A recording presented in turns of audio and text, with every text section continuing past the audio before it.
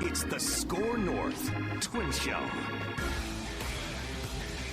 All right, SKOR North Twins Show Extra Innings, first episode from the 2025 season at Target Field. Welcome. My name's Declan Goff. That's Judd Zolgad. Maybe you're stumbling upon this podcast for the first time. My name's Declan Goff, as I just said.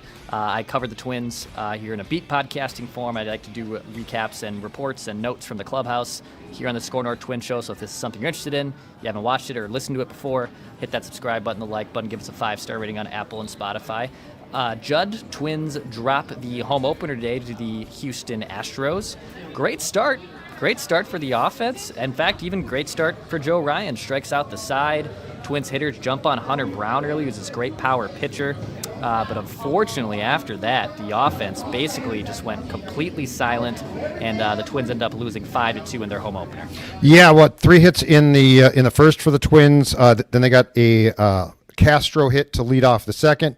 Then they got, with 2 outs, a Buxton hit on an infield hit by Byron Buxton. And after that, they did not get a hit, Declan, and they got one guy on, and that was Matt Wallner. And he only got on because Brian Abreu, the Astros reliever, dropped the baseball. Joe Ryan got off to a great start, struck out the side in the first of 5 strikeouts on the day for Jose Altuve, and you're thinking, oh my gosh, this is very impressive. I certainly would not pin this loss entirely on Joe Ryan. He did give up the back-to-back home runs in the second, but the bats just seem to be fleeting, and I think it's disappointing in particular, Dex, because they got off to such a good start. 2 runs, including a leadoff triple by Wallner, 3 hits, and then after that, it was just sort of back to what we saw, and you can blame luck or not, but what we saw in St. Louis, and then the first game against the White Sox. Now, the White Sox are still a crappy baseball team, so we did see improvement against the White Sox, but my God, if you didn't, it would be really time for panic. You were hoping this Astros team, though, came in same record as the Twins, 2-4, and you're thinking, okay, Stros are a little bit different. It's probably a favorable time to get them, but indeed, unless the bats start to click a bit, these guys are going to be in trouble. And now 2-5 on the season.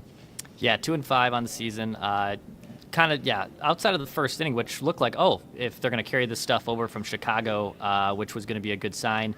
The offense woke up in that bottom of the 6th inning and the second game of that series in Chicago. They cruised to a victory after another rain-soaked delay on Wednesday, get off to a nice start here, and then unfortunately, Hunter Brown is a good pitcher, so it's not necessarily like they were. If this happened again, like when Martin Perez threw a no-hitter basically against the Twins, like he did on Monday, I'd have probably some more concerns there too. But a lot of the same stuff, a lot of swings and misses. It actually, it kind of reminded me of the squad from at times last year and 2 years ago where they were just striking out a ton. And again, is that just Hunter Brown being a very effective pitcher? I think it was, but you didn't see outside of that first inning a lot of balls in play. There wasn't a lot of those atom balls and high exit velocities. In fact, Byron Buxton, I was joking with Patrick Royce right before he came up here.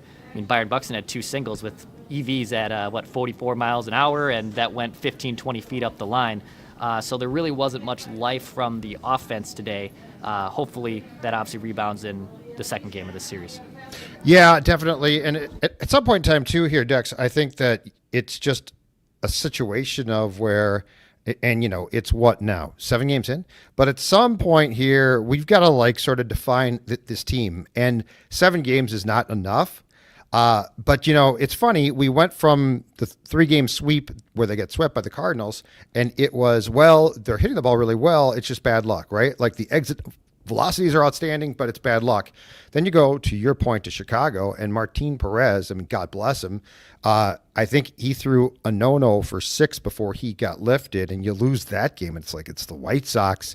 Then the next 2 games, it's weird, too, because actually the first win that they got on the season in Game 2 at Chicago was very much, in some ways, like today's first, right? Like they start to get some hits. In that case, 2 out hits. They score, 5 runs, 4 runs. So I think the word I'm looking for here is consistency. Like the lineup has to give you more consistency. And right now it feels like they go through stretches where they certainly get some hits and hit pretty well, but it's just not enough. And I'm not sure, Declan, that I'm willing to buy like the Cardinals thing was all like bad luck. Yes, there's bad luck involved. But at some point in time too, I think you just have to look at the end results. Are you getting hits? guys on base, blah, blah, blah. And the fact is they're probably just not, so far, doing that enough on a consistent basis. Yeah, also Carlos Correa, another kind of a rough day at the plate, 0 for 4. Did drive in a run on that RBI ground out, which is a productive out for sure. That helps, but still hitting .8 on the season. Just what the 2 hits that he had in the finale in Chicago are still the only 2 hits he has had all season. They've yet to really make a drastic change, and I don't think they have to make a drastic change. To your point, they have to kind of figure out what team they have. But so far, I mean, execution-wise, right, they haven't lived up to snuff. I mean, they changed their entire approach in spring training by getting guys off their feet, getting them more at-bats in actual simulated gameplay or actual spring training games. So it was a completely different approach. And if it was an abbreviated spring training, right? If it was like what they did in the COVID season, where it was like a week here, where they're just like basically trying to know each other and just literally swing the bats for the first time, it's one thing. But I mean, Judd, spring training was almost 2 months ago at this point. So you'd like to think that those results will eventually translate. You saw them at pieces in the Chicago series, but if we're just looking at the smaller sample size, regardless of the 7 games so far that they've played, or 6 games that they've played, 7 games they've played, they still have not really strung together consistent at-bats. What's your opinion on, because it is a sport in which at the end of the day you play 162 games, what is your opinion on like when we should pass judgment to a certain degree? Like, there are things that I think don't look right, don't look good, but that being said, it's 7 games. Like, what do you think is a fair sample size to sound the alarm on certain guys or certain things? Because it's not yet, but like, what would you judge a block of games and say, okay, I think it's fair now to like at least assess things a little bit? Well, this can work both ways, but let's use last year. So first 20 games, right? They win 7 games, and it was bleak. Their offense was very, very pedestrian. They couldn't get any pedestrians probably even being complimentary. I think 20 games is probably a good first sample. Okay. But then last year when they got off to the poor start, right, then they rebounded, won 11 games in a row or whatever it was. So then I was like, oh, okay. So in these last 11 games, they're playing damn near perfect baseball, maybe not sustainable over 162. And I think that was the problem with that team was, even though in August, the magical date, August 19th, 17th, before the collapse happened, there was still stretches in that August in between their first winning streak and then the August 17 magical date where they lost like 7 games in a row. They got swept in Cleveland. They lost in Washington. They lost in New York. Like, they definitely didn't have a consistent run where you knew exactly what kind of team the Twins had. I think they were a very streaky team. Yeah. And I think that's what you don't, in my opinion, want to see too much. You don't want to see streakiness. You don't want to see extreme streakiness. You're going to they lost 4 games in a row. They will certainly have a 4-game losing streak, maybe even 2 or 3 over the course of 162 games. The problem is how consistent are they at getting out of that hole? Like, how far do they find themselves down in that rabbit hole of ineffectiveness and not being able to put the bat on the ball? And where I will defend fans a bit who are upset now, I think where they're justified is everything that's happening now is tinged with what we saw at the end of last year, right? Like, it feels like in some ways a continuation. It might not be fair, but the fact is, like, they won what? They won 12 of their final 39 games. And so when you go to spring training, say things are changing, and then you come out of the gate now at 2-5, like that makes it difficult because it might not be completely fair, but it's justifiable that fans are like, hold on a second here. What's wrong? It's still wrong. And the other thing that sort of is concerning to me just a little bit is this. Outside of the fact that Royce Lewis is out and is going to be out, they've got their roster right now. Yeah. The one thing I will say about, and this is not a defense, but the one thing about the August collapse, if you're a Twins defender, that you could say is, Buck came back, he had been hurt. Correa, I don't think was the same. He came back, but I think that he was playing on like a 1.5 feet possibly. Yeah. And so what's concerning a little bit more here is you've got, outside of Royce, you've got your lineup, like you've got your team. It's not like a bunch of guys are out. And when you sort of bake in the fact that guys are going to, at some point in time here, get hurt, Like it becomes a little bit more concerning because there has to be room for, if you've got 2 or 3 guys out, you're going to go through probably stretches where you don't play great. So I can see it both ways. I hesitate to get too concerned and reactionary when it's April 3rd today. But I also understand anyone who's frustrated that I get the frustration. And, I mean, the compounding part of this is they did themselves no favors from how the season ended last year to the offseason that they had to the off-the-field ownership situation. Like, it'd be one thing, the Astros, for example. Like, the Astros are off to a poor start. They might not be the Astros from the last 8-10 years where they're going to the ALCS every year. But, you could still expect maybe the Astros to be in the mix of it a little bit. And, their offense has been dead up until today, which is something I talked about with Ross on Extra Innings yesterday, was what Astros team are they going to get? And they end up today with as many extra base hits in this game alone than they did in their whole season combined entering play today. And I guess maybe that's a transition into Joe Ryan, because Joe was, I guess, up and down. Maybe that's the best way I can sum him up today. He strikes out the side to start.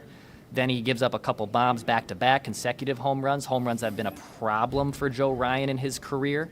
And then he balks, he hits a couple guys. The velocity was a little down. He mentioned in the postgame that he is also still trying to find his rhythm. I mean, he didn't he got injured in mid-August right before the collapse, then rehabbed, then threw some spring games, but was still had to use the term kid gloves a lot in the show, had the kid gloves on him in spring, and he's still trying to find, I think, his consistency. I guess the long-winded way of saying, am I concerned with Joe Ryan? Not necessarily, but it might take a little bit for him to return to the form of the peak version of Joe Ryan that we saw throughout the portion of last season before the injury. Definitely. And look, he missed a lot of time. I guess I liked, and this is going to sound weird, I liked the fact that post-game he handled it really well. He did. Like, he didn't seem upset.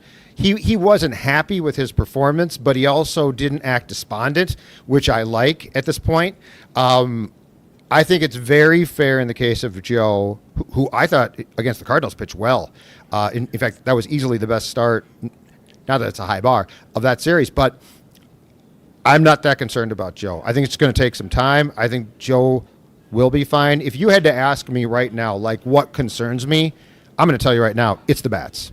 It's the bats, and to your point, I mean, Carlos Correa has, 2 hits right now? He got them both in the same game. He makes too much money. He's too important to ever talk about luck. He's unlucky. Now, it might change. I don't know. If it does, awesome. But, to me, I'm not going to cut him a bunch of breaks of, he'll, I need to see it. It needs to happen. So, but I think the bats, I think the consistency of the bats, and I think it's very important to point out, and Royce is a very good player, but outside of Royce, you're playing your guys. Yeah. This is not a hodgepodge. A bunch of guys got hurt in spring training. Byron can't play, which certainly has been the case at times. This Rocco Baldelli can sit down and essentially, for the most part, write down a lineup that should hit, at least consistently. And today, again, 5 hits over the first 3 against Hunter Brown. That's a really good start. 2 runs at that point, and you're like, you know what? It's going to be very competitive. And then the bats go dormant. That concerns me far more than the starting pitching from today, for instance. And even, all right, let's say Royce was in the lineup and was a full go, and let's also say he's playing at the Royce Lewis ability that we're accustomed to seeing, which would be good. I don't know if it buys the Twins. I don't know if they're over 500 at this point, but maybe there's the players that have started every day have accumulated 30, 35 at bats. Maybe there's a couple more runs here and there, but it's one guy. To your point, the entire lineup is mostly in tow and healthy. And look, Harrison Bader, finally looked like a human being today. He's been kind of their heroic guy in the first few games of this season. He didn't have the best day at the plate. He had a really tough ball in left field today that I wouldn't blame Harrison for. Left field is tough here, it's something I want to pick his brain about as the season progresses, because Rocco has talked about that left field specifically here is a very underrated and untalked about challenge in terms of this ballpark. Like playing that limestone in right field that I'm looking at right now, like that can be tough. Don't get me wrong, but there's a lot of space. There's a lot of people in the stand. Like I know that sounds kind of silly to common folk. Well, they're big leaguers. They should know. That environments are different, man. Like you're driving a brand new car. You're in a completely new area. So it is something I want to pick his brain about. But back to your original point, even if Royce was here, I don't know, and he was performing, maybe we feel a little bit better about the lineup. But outside of what, Judd? I mean, Larnach's looked all right at the plate this year. Yep. Wallner's drawn some walks, but still hasn't played maybe up to the snuff that we want him to. Willie Castro has put up some decent numbers. Byron Buxton's finding a way, number one, staying healthy and finding ways, even with his funny exit velocity hit, still finding ways to get on and playing good defense. Jeffers is struggling. Correa is struggling. Ty France is struggling. Edward Julian, Jose Miranda have yet to really put a lot of charges in the balls either. Yeah, I mean, I just listed, 6, 7 guys there that it makes it hard. And look, Ober, who's going to start on Saturday, and Paddock had blow-up starts, and those games were basically dead by the time the third inning rolled on. They need more consistent starting pitching. But on the concern factor, I lean much more concern on the bats than I do what they've gotten from their arms. Yeah, you know what? On Ty France, so I thought in spring training, I think he actually played pretty well or hit pretty well at the plate. Ty France, though, you got to keep an eye on him, though, because he might just be cooked. I have no idea. It's early. But, I mean, that's one where you can't assume. Like, he's coming off a really tough year split between, the Mariners and the Reds. And I know that I think in retrospect, he was dealing with a broken foot. He said that he jumbled his mind because he got all these advanced metrics and he was trying to do things at the plate that he shouldn't have done. And now he's going back to basics. But that's a guy that you have to keep an eye on because sometimes guys just go off cliffs. That might not be the case here. It might be. But as far as to go back to Dex, the starting pitching. So Joe Ryan, I think it's fine. I'm a little bit, I mean, his velocity did dip, which we could certainly talk about from that aspect, but I'm not real concerned about him yet. Ober traditionally just has bad first starts, and it turned out that he was, sicker than a dog in St. Louis on Friday and tried to pitch on Sunday. I do believe, though, that the Paddock start on Sunday, correct? Yes. I think that's a vitally important start. Yeah. Because he can be replaced. And I don't think that the runway for Chris is real long at this point. I mean, Zebby Matthews looked great in spring training.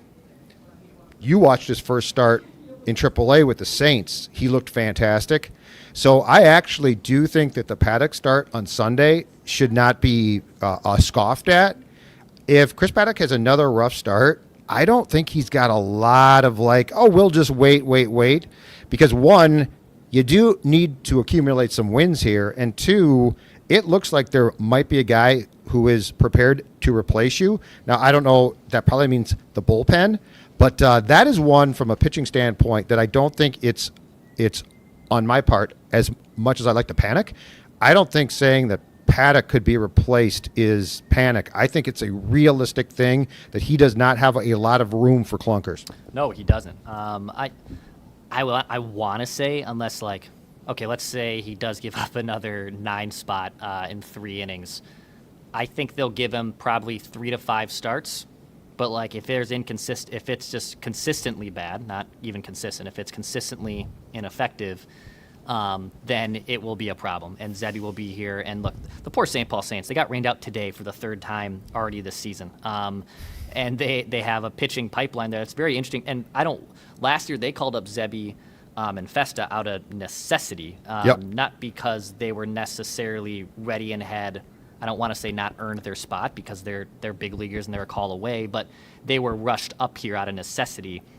And I don't want to rush the Andrew Morrises of the world. No, I agree with you. Corey Lewis. I want to see those guys get 10 to 15 starts in the minor leagues. And if there's an instance where an injury happens or there's just a worthy promotion involved, then let's see them get up here. Yep. But I think on a short list, and also the other problem, though, is you have to line up these guys appropriately. So, in the event that it was Paddock's turn in the rotation and Zebby was coming up, then it lines up, right? Then the stars align, and it makes a lot of sense to give Zebby Matthews a run. But yeah, Sunday's finale here from Target Field, Chris Paddock, that is a very important start.